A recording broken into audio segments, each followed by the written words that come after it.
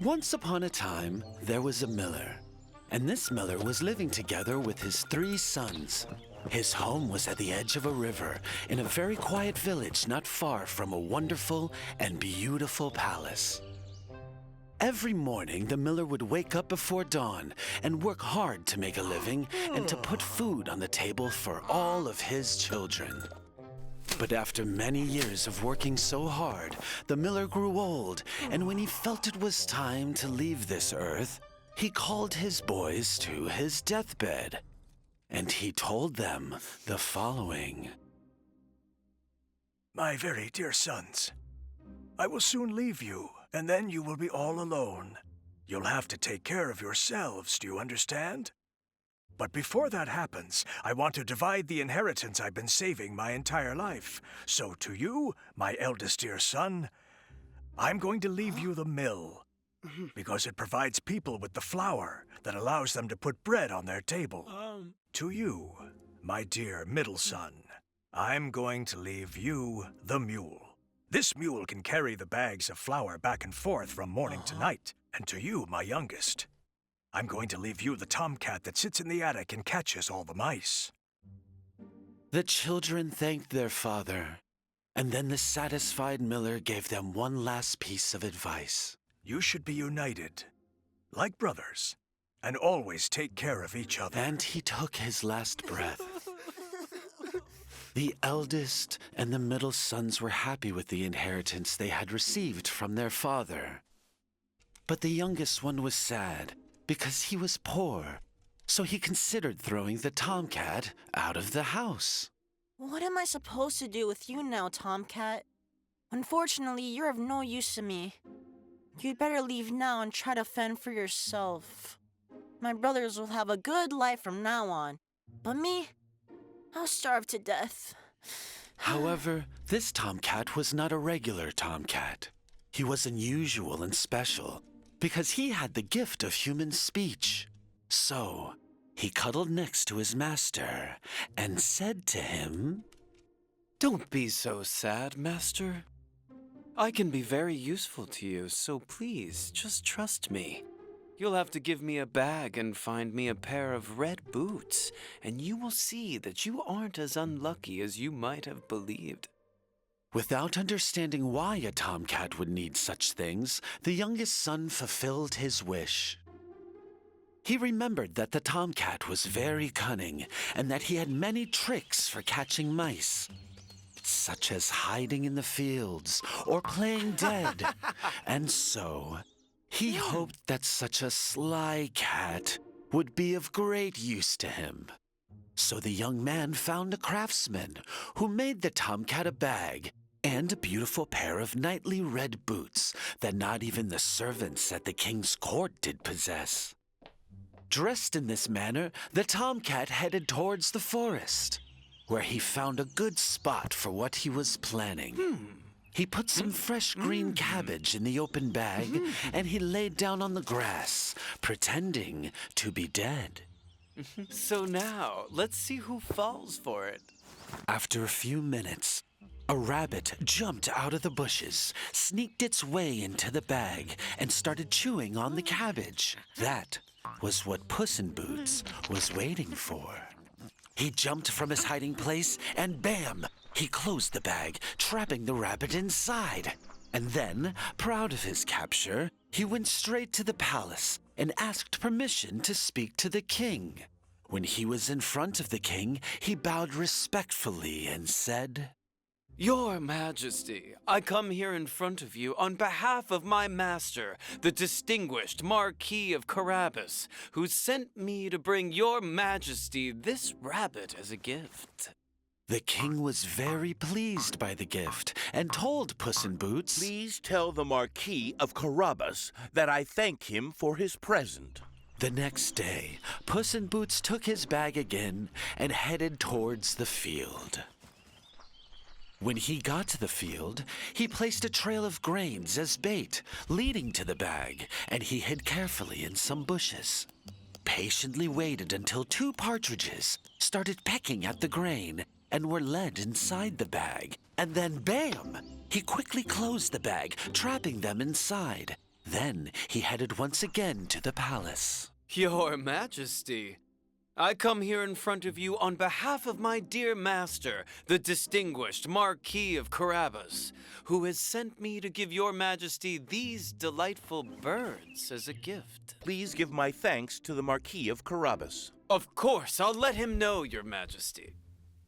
Puss in Boots bowed to the king, and then he left the palace. The king had a daughter who was the most beautiful princess in the entire world.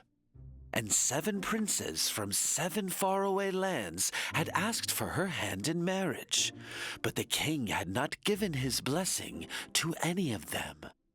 One day, Puss in Boots found out that the king, accompanied by his daughter, was planning to take a stroll along the bank of the river. So Puss in Boots ran to tell his master. Master, please listen to me carefully. It seems that you're going to be extremely lucky. Go for a swim in the river, in the spot that I tell you to, and then leave the rest to me. Without knowing what Puss in Boots had planned, the young man did exactly what the cat had told him. While he was swimming, Puss in Boots took his clothes and hid them under a large rock.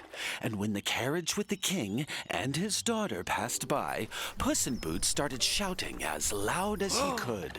Help us! Help us! He's drowning! The Marquis of Carabas!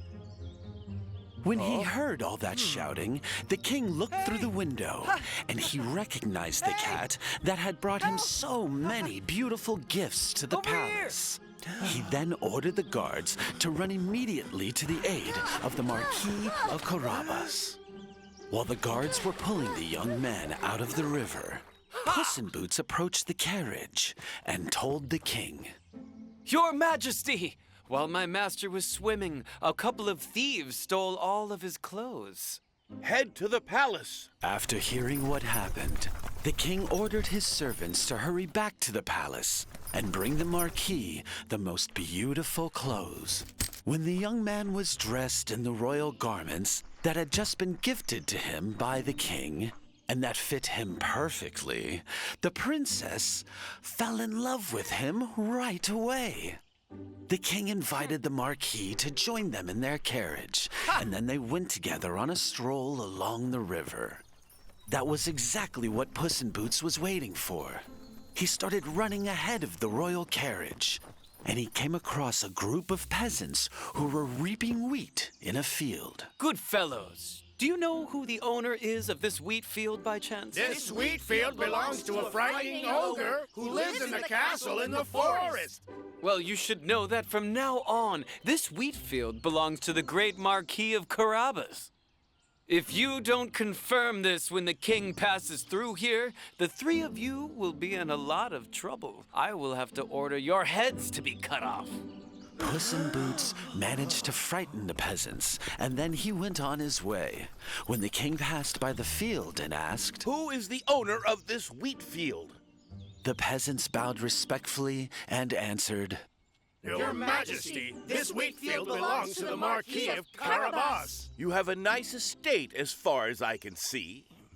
said the king admiringly to the Marquis, who was extremely surprised when he heard those nice words.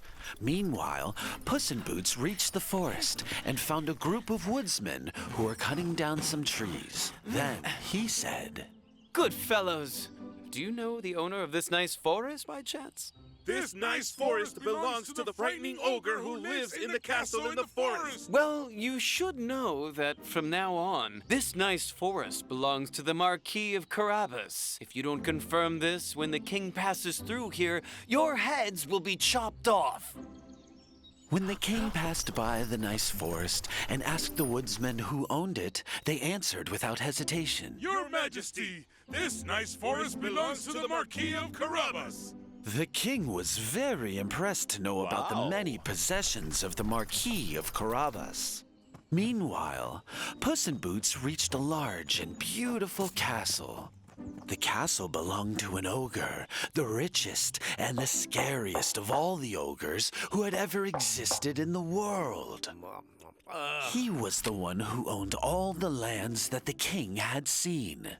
Puss in Boots entered the castle and asked to speak to the ogre. Out of curiosity, the ogre allowed him to enter because it was the first time he was seeing a cat who talked and wore boots. I am here because I've heard so many good things about your highness. Is it true that you have the gift of transforming yourself into different animals? Huh? Of course it is. Look at me. I will show you right away. The ogre turned himself into a frightening lion, and when Puss in Boots saw that, he was so scared that he jumped on top of a piece of furniture and refused to come back down. The ogre went finally back to its original form, and Puss in Boots was able to come down. Wow, impressive. But I've heard that you also have the power to turn yourself into very small animals. And to be honest, that is something that I have a hard time believing. It cannot be true. The proud ogre looked at the cat and finally said, Did you just say it can't be true? and he turned himself into a mouse. Then Puss in Boots pounced on him and ate him, licking his whiskers. Meanwhile, the royal carriage arrived at the ogre's castle. Puss in Boots came out of the castle to welcome them. Your Majesty, it's a pleasure to welcome you to the Marquis of Carabas's castle. Well, well, well. So, my dear Marquis, this grand and beautiful castle also belongs to you? The young man looked at Puss in Boots, who in turn winked at him. Of course, Your Majesty. Please come in. I'll be very happy to have you as my guests of honor. The young man offered his arm to the princess, and everyone entered a spacious hall where a table was set for a delicious feast. The king, who was impressed by the qualities of the Marquis, offered him his daughter's hand in marriage and half of his kingdom. It's everything I could have ever wanted, Your Majesty. And so, on that same day, they held the wedding, and the parties went on for 3 days and 3 nights. And they all lived happily ever after. And the tomcat, who had become a great noble at court, stopped catching mice unless it was for his own amusement.